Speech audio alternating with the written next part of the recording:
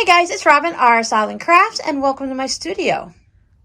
Just have a little patience and bear with me in this video. This is going to be a lot of talking and discussing more than hands-on because everyone's going to have their own option of what they would like to do. So we're going to talk about a couple different options and then I'm going to walk you through on how I decide to do it and give you a little bit of an idea. Several of you enjoy hearing how my thought process goes and how I figure out how to adjust and change my project to work in a way that I like. So let's get into the thought process and the chattering. This is my super scrappy jelly roll quilt.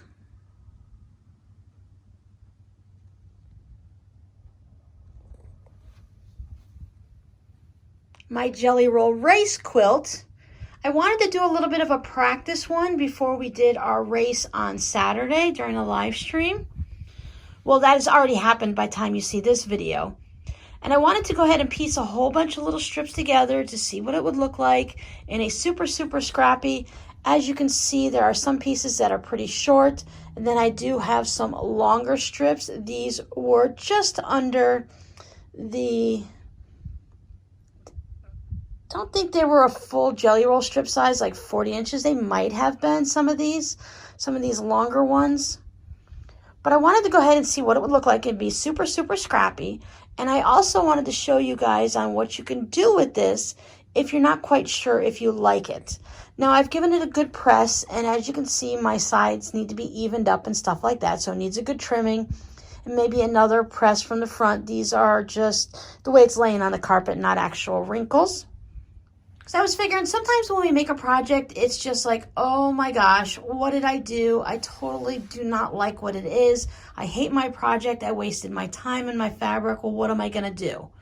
Well, for one thing, I am not going to unpick all of these seams. That is a huge no-no. Now I could have added some solid strips in here of solid, semi-solid blender type fabric just to counteract all of the novelty, but I wanted to show you guys what would happen if you chose all novelty or if you chose a jelly roll that just, you had it in your stash, someone bought it for you, or you picked it up because it was on sale and it's no longer a fabric line that you enjoy. You don't like the colors, you don't, whatever, it doesn't really matter. When you put it all together, you didn't like it. Like I said, I'm not going to pick out all of those seams and start over because then I would have to pick them all out, clean all the thread, give them a good pressing, and then decide what to do with it again. Plus, they're like chopped off because when you fold them and you go together again, you have it where it goes over to the next row and you have different pieces and it's chopped off. Like this one right here, it goes over and then this is where it finishes off. And I'm not going to deal with all of that stuff. So what can you do? Well, I'm going to show you what I'm going to do, but first I want to talk you through a couple of options. You can cut this up into tote bags. You can have a front and a back of a tote bag and maybe, quilt them up nicely, give them as a gift, put an applique on it, put someone's name on it. You can turn it into, let's say you do like the fabric, but it's just too much. You can make a table runner out of it. Cut it up and turn it into some pillows, some throw pillows for the couch. If you've made an all black and white one and you realize like, whoa, maybe I don't like black and white like I thought, but your cousin or your niece or your granddaughter does, or your grandson does, you can make them pillows for their bedroom or for their couches in the living room and such. Cut it up into placemats. Donate it. I don't know if we still have Meals on Wheels. I know we don't have them in our area, but Meals on Wheels used to accept placemats as a donation and they would give it to the people that they bring the meals to. It's really nice to have something handmade like that when you're all alone and the only interaction you really have is when someone comes and bring you your meals. So you can have a nice, bright, colorful, and fun placemat. And if it's really bad, you can turn it into, you know how many gifts you can make out of this for Christmas? By turning them into hot pads, pot holders, coasters. Turn them into little quilts for teddy bears and baby dolls. There's so many things you can do. But what I'm going to do is I'm going to add some solids into it. Yes, I know it's already done being sewn, but I'm going to hack it up. And I'm gonna just add some fun little strips of color into it, swap things around a little bit, plus that's going to give me a little extra width. I can still add a border around to it if I like, if I don't want it just as is. We'll see what it looks like when it's done. Untrimmed as is, it's about 42 by 64. So I think it can afford to have a little bit of extra here. And if you're going to be giving it as a lap quilt to someone who's taller, you can always add a little bit of border on the top and bottom. I know some people just put borders on one or the other, but while I do a lot of crazy things, I like, if I'm going to border it, I want it to frame it all the way around, and I want to have 4 borders. I don't mind having narrower borders on the sides and wider on the bottom, or vice versa. But I'm going to incorporate some color. We can chop this up in many ways. I want to add some, I'm thinking about adding some 2.5-inch strips of color of my blender fabrics going down like long sashing this way. You could put some on a diagonal if you want to go totally crazy. You can cross hatch it. But I think for me, the simplest way is I'm going to use the lines going across here as my marker point, and I'm going to take my long ruler and I'm just going to make a slash down. I will probably do it maybe every 6 inches, divided up depending on how many rows that I want to put into it. If I want to just have 3 columns of color, or maybe 4 or 5. I think it also depends on how wide you want those slashes of color to be. So I'm going to sit down, do a little math, figure out which kind of strips, which fabrics I want to put in, which of my blenders I want to use. If I want to use maybe all gray, or if I want to have 3 or 4 different colors. I think for this, if I want to calm down all the novelty, I'm just going to pick one color. And I think for that whole thing where they say odd numbers are better, I think doing, you know, they say odd numbers are better, but I don't know. I think I want to do 4 strips. So I'm going to go ahead and just measure it all out. I'm going to cut my strips and lay them down on here and get an idea of what I want. So let me go ahead and cut my strips and I'll lay them down on here, and then we'll talk about that. I went ahead and I trimmed up the sides.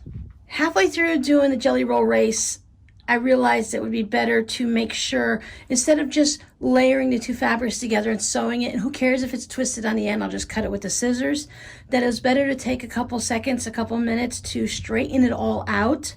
So that other than the first one when I'm doing the 1600 with the very, very long strip, and maybe the second one, that I should go ahead and make sure that everything is laying straight, so that I put this side to match this side when I put it together. When you do the jelly roll race, you'll know what I'm talking about.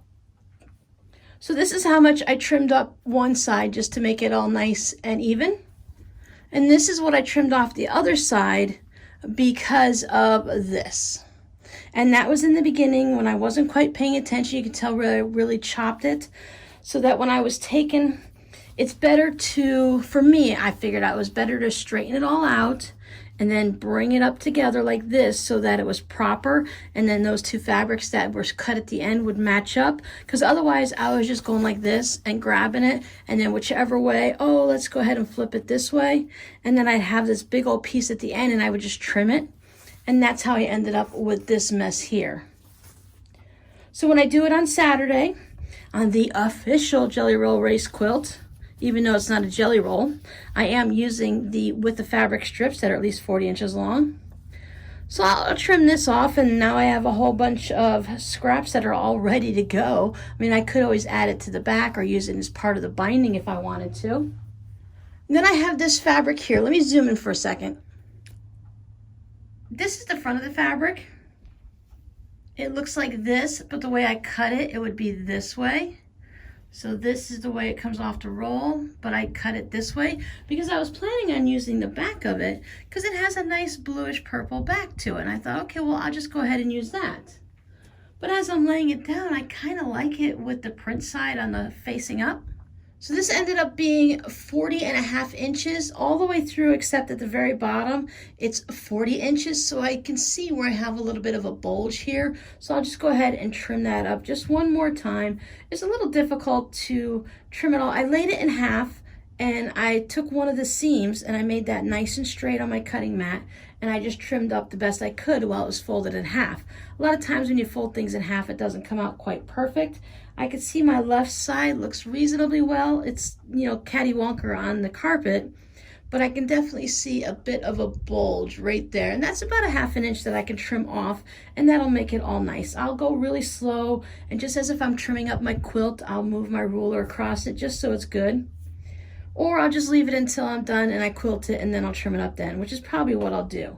But anyway, if I divide it, oh, I was dividing it by 3 because I was putting in 3 scraps, but as you can see, I need to divide it by 4 quadrants. So I will divide my 40.5 by 4, which basically gives me 10 point blah, blah, blah. So I will put a strip, I will cut it every 10 inches and insert a strip. I will definitely pin or use the wonder clips all the way down to make sure that I'm not pulling and stretching on what I'm going to call my, I don't know, my accent strip. Yeah, that sounds about right. It's not really sashing, so I don't want my accent strip to get all twisted, which would be a good idea to use the walking foot at this point. Maybe I'll go ahead and use it and get a little practice with it so I can see exactly where my 1/4 inch is. Even though these are cut at 2.5 inches. I had thought that I would go to 4 inches and let them be 3.5, but then that would have been a chunk of this purplish blue color that would just really stand out when I wanted something just as an accent. So my strips are 2.5 inches jelly roll, so I want my accent to be 2.5 inches. Now that's just personally up to me. You can go ahead and do it any way you want. I was thinking if you had a black and gray or black and white and gray as your jelly roll strips, you can do some accents of red. That would be really sharp, or an all pink quilt with some accents of purple. It kind of settles it down and it makes it look more like a coin quilt without having to put all those coins together and make sure everything stays nice and even. So it gives you that look of the coin quilt without that type of work. So we had the fun of the jelly roll race. Maybe it was too much wild in colors for us.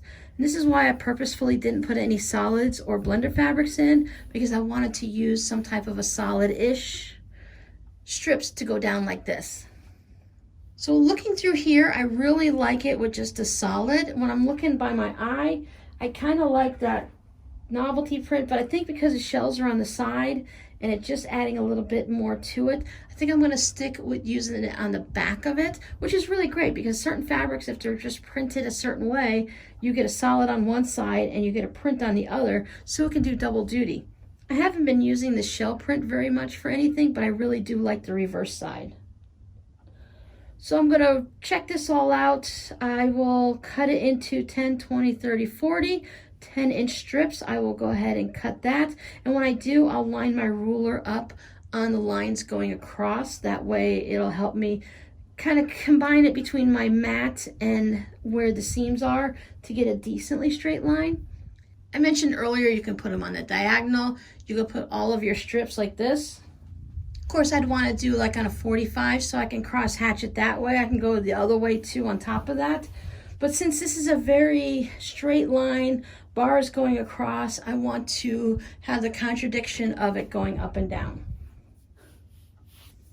Okay, next step, I'm going to chop it up 10-inch spaces across, then I will sew my pieces in, and when I press it, I'm going to press into the contrast strip so that I don't have to worry about any of those seam allowances. They'll all go to the center, and it will also, with the seam allowances in the back going underneath my purplish strip, it's going to make that pop up a little bit higher than the others, so it's going to give it that little bit of a it'll pop more against all of this novelty because it'll be a little bit raised up, even though it's just a smidge. Let the magic begin. Again, please forgive the carpet. It kind of grabs a hold of the quilt and I can't get it to lay perfectly straight. But this is what it's looking like now. I did go with the reverse side, technically the wrong side of the fabric. And I got really lucky. I sewed one strip down, and I put the second one on, and while I got off maybe about a 1/4 inch all the way down here, right there, piggy toe pointing, I measured 10 inches and cut slits in it like I mentioned.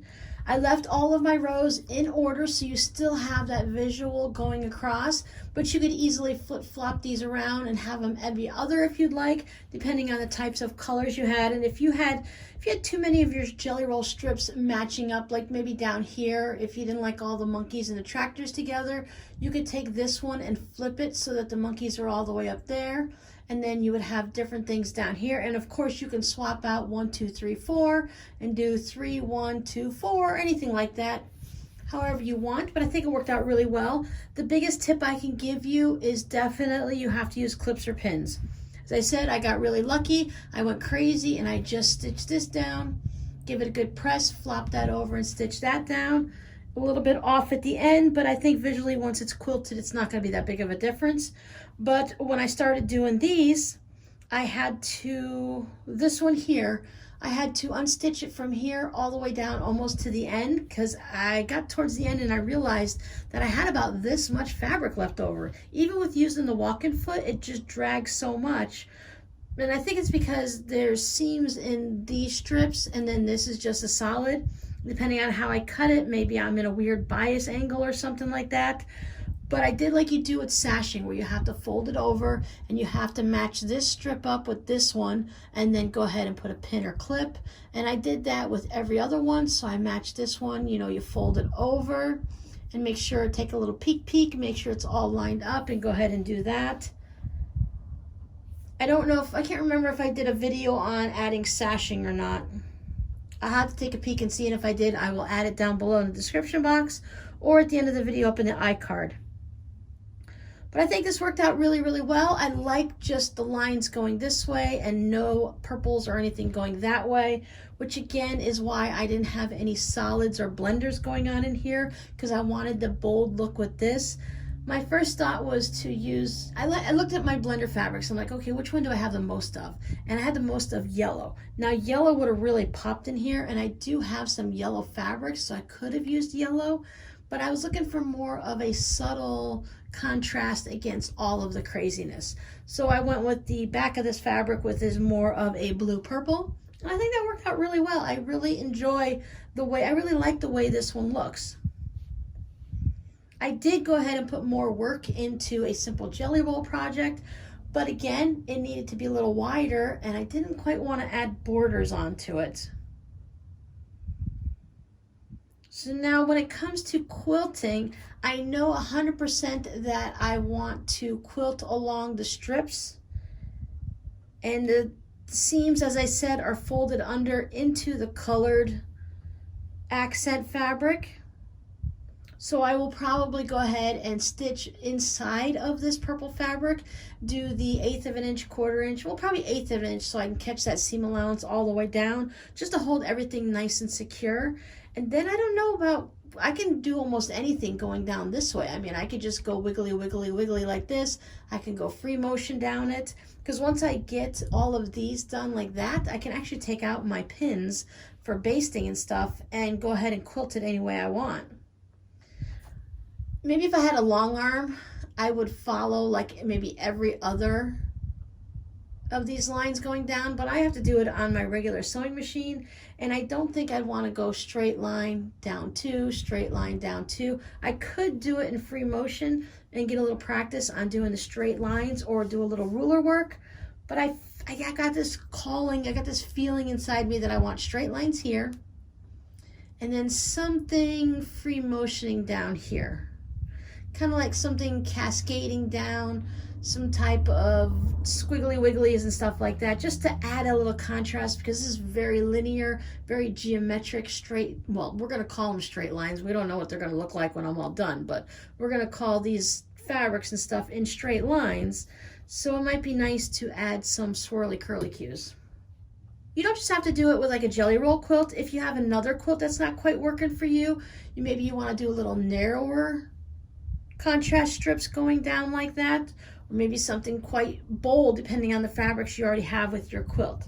So I hope they gave you some good ideas. Thanks for hanging out with me today, and I'll see you guys next time. Bye.